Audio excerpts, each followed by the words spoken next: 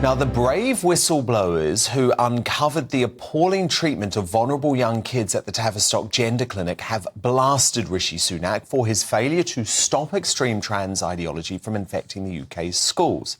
They told the Prime Minister the government bears some responsibility for the skyrocketing numbers of children arriving at gender clinics demanding puberty blockers and hormones. And across the pond, America's finest Megyn has been waging war on schools that exclude parents from gender discussion with their kids. So, Megyn, why is it that schools are seemingly so keen to get children to transition against the wishes of their parents? They view the parents as the enemies. And we're talking about young children. I mean, you could have a child as young as 12 going in there and they would work with the child behind the parent's back. And let me tell you why this is so dangerous, among the many other reasons. If you read Abigail Shrier's brilliant book, Irreversible Damage, she was ahead of the curve on all of this and sounded the alarm on this problem, especially with teenage girls for whom this tends to be a social contagion. This thing never affected teenage girls. It affects a very small percentage of the population. It was 0.003%, and it was almost always a boy who would show signs of gender confusion at age 2 that would manifest a bit later. Almost never girls. It's a social contagion, what we're seeing right now. She lays out the things that you can do if your child gets drawn into this cult.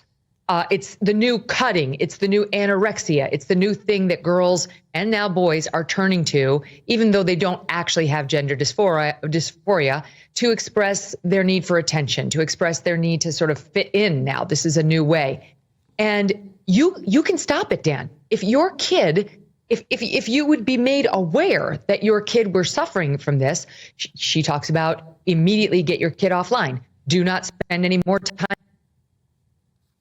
Oh no, we've just lost Megyn. We'll try and get her back.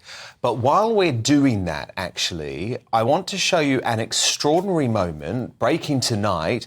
It's just happened at the White House. Joe Biden has bolted out of the room immediately after after awarding the Medal of Honor to the Army Captain Larry Taylor. Now, the ceremony continued on for several minutes afterwards, and clueless Biden completely missed a concluding prayer. Watch this.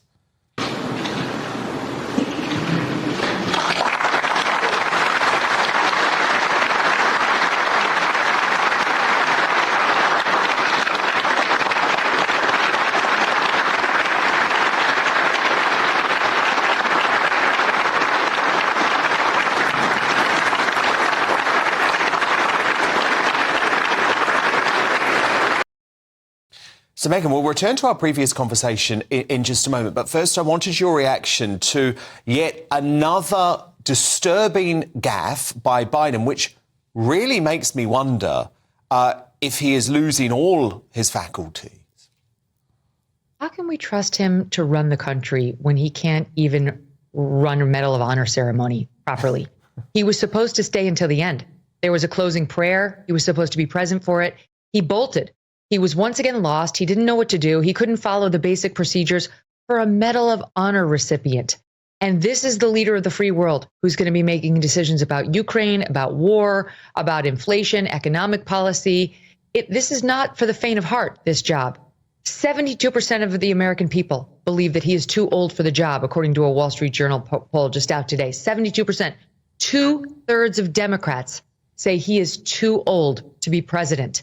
They don't want him, but he's stiff-arming them because he's in the office. He refuses to accept any debates, and yet there's no way, Dan, he can't do it. And the same press that runs cover for him is now breathlessly demanding that Mitch McConnell, the Senate Minority Leader, the top Republican in the U.S. Senate, step down because he's had 2 incidents in the past 6 weeks where he seems to freeze. He freezes up, and they are disturbing, and we deserve answers as to what's going on, which we haven't received.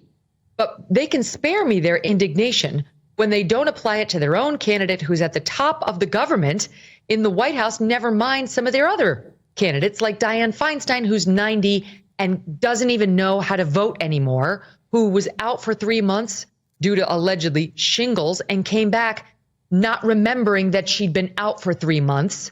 Not to mention John Fetterman, who had this traumatic brain, this stroke, who has come back and can't speak any longer. They're fine with that. They only get upset when it's a Republican. And we're supposed to give Joe Biden and these other Democrats a complete pass, or we're ableists and ageists. No, indeed. It's so worrying. But look, Megyn, we cut you off in your prime. I just wanted to return to the previous conversation because you described what's going on at the moment in terms of trans kids in schools now as a cult. And increasingly, it does feel like, especially in the woke American media, that if you go against that cult, your voice is taken away. I mean, we've seen it this week with Alice Cooper and Roisin Murphy, the Irish singer. Both of them, all they did was question whether kids should be on puberty blockers, and they have been axed. I mean, it's terrifying what happens if you speak out against the cult of kids transitioning. They need to make sure that they are educated on this before they fold and apologize, right? And I think Alice Cooper did not, but Murphy did. Roisin Murphy did, yeah, indeed. Yeah, but they need to get it together because they were right the first time. Puberty blockers, which are sold as it's just a pause so your child can figure out. 97% of children who go on puberty blockers proceed to cross gender hormones. Once they go down this lane, they do not reverse unless a parent wrests them away from this thing and seizes back control of their child's life, which is your obligation as a normal parent. 90% of children will grow out of this if you just leave them alone. If you don't put them on puberty blockers, they will grow out of it. It's a phase at best. So 97%, if put on puberty blockers, will go to cross-sex hormones. And you know what that does? It sterilizes your child.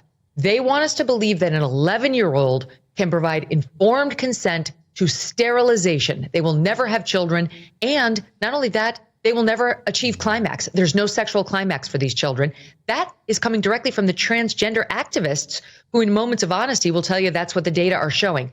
So you're sterilizing your children and effectively rendering them nearly asexual. Yeah, indeed. And at age 11. The whole thing is, Megyn, puberty often solves these issues. These are puberty blockers, which means you're blocking the thing that can solve these issues. And it makes me sick because as a young gay kid, I know that if I was growing up today, I would have been pushed down this path. And it is so wrong.